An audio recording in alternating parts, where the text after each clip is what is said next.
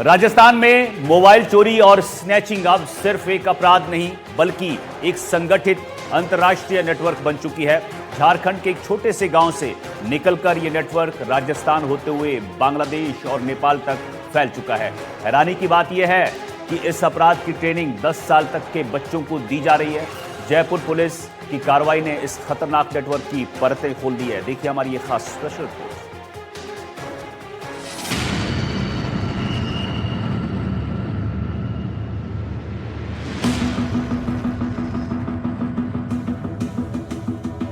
Mobile snatching का संगठित गिरोह।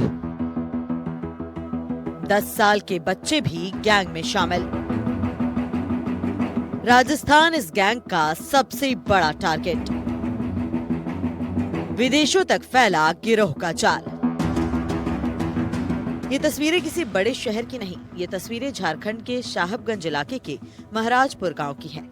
महज 2 से 2.5 हजार की आबादी वाला ये गांव आज मोबाइल चोरी और स्नैचिंग के इंटरनेशनल नेटवर्क का बड़ा केंद्र बन चुका है। यहाँ के बच्चों को राजस्थान में अपराध करने की बाकायदा ट्रेनिंग दी जा रही है। गांव में बाकायदा ट्रेनिंग कैंप चलाए जाते हैं। यहाँ 10 साल तक के बच्चों को मोबाइल लूटने और चोरी किए गए मोबाइल बेचने की ट्रेनिंग दी जाती है। ट्रेनिंग के बाद बच्चों और युवाओं की अलग अलग टीमें बनाकर उन्हें देश के अलग अलग हिस्सों में भेजा जाता है। चोरी के मोबाइल बड़े स्तर पर बांग्लादेश में बेच दिए जाते हैं। राजस्थान से बांग्लादेश और नेपाल तक मोबाइल चोरी और लूट का एक बड़ा नेटवर्क काम कर रहा है। इस गांव की आबादी 2000 से 2500 तक की है। टारगेट राजस्थान और डेस्टिनेशन बांग्लादेश और नेपाल है।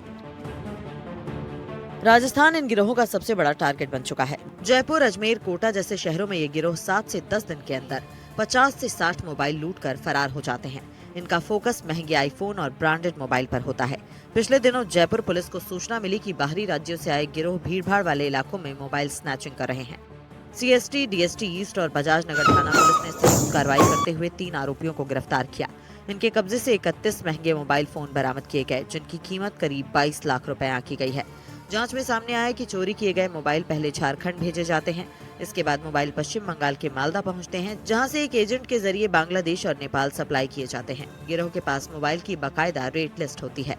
इनका एवरेज 5 से 10 मोबाइल का टारगेट होता है डेली का। ये एक दिन में 5 से 10 मोबाइल अपने को करना है।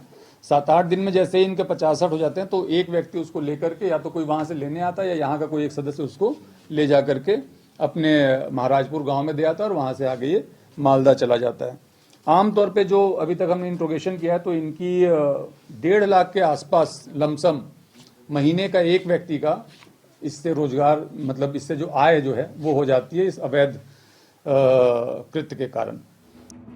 इन गैंग्स का target area railway station, bus stand, shopping mall, सब्जी मंडी और ट्रेन्स होते हैं।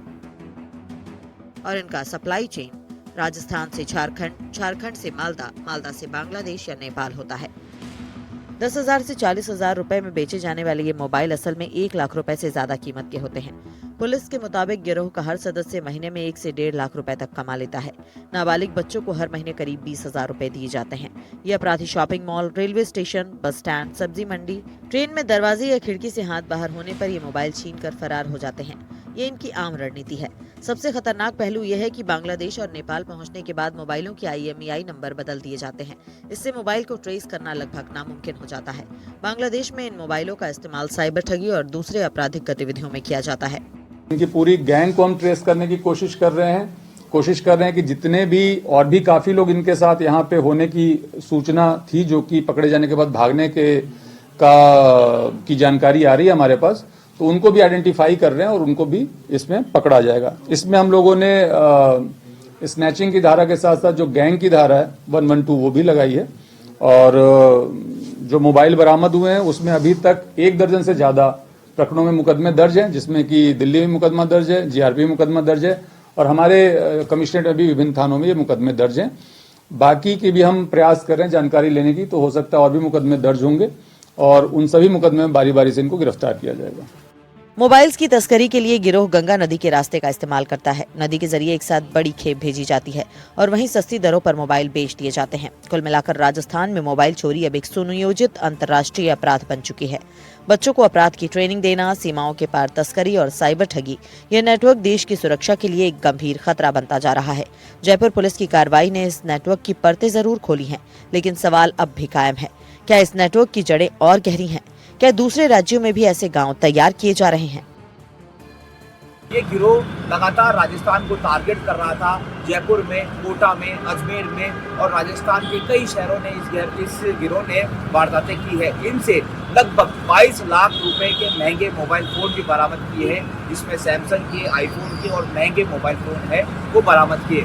चौंकाने वाली बात यह है कि यहाँ से ये मोबाइल लूटपाट करने के बाद झारखंड से ये बांग्लादेश जाते हैं और बांग्लादेश से इनको नेपाल भेज दिया जाता है और फिर वहाँ पर EMI तोड़कर मोबाइल को वहाँ पर इस्तेमाल किया जाता है और फिर वहाँ पर वो अन्य आपराधिक मामलों में उन मोबाइलों का इस्तेमाल हो रहा था।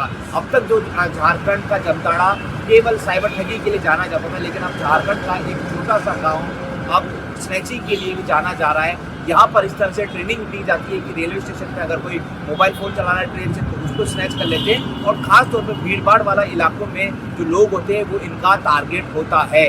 बहरहाल अब इस पूरे मामले में जयपुर पुलिस, झारखंड पुलिस और देश की जो राज्य पुलिस है वो सक्रिय हो गई है और इस गिरोह की बाकी सदस्यों की तलाश में जुटे हुए हैं।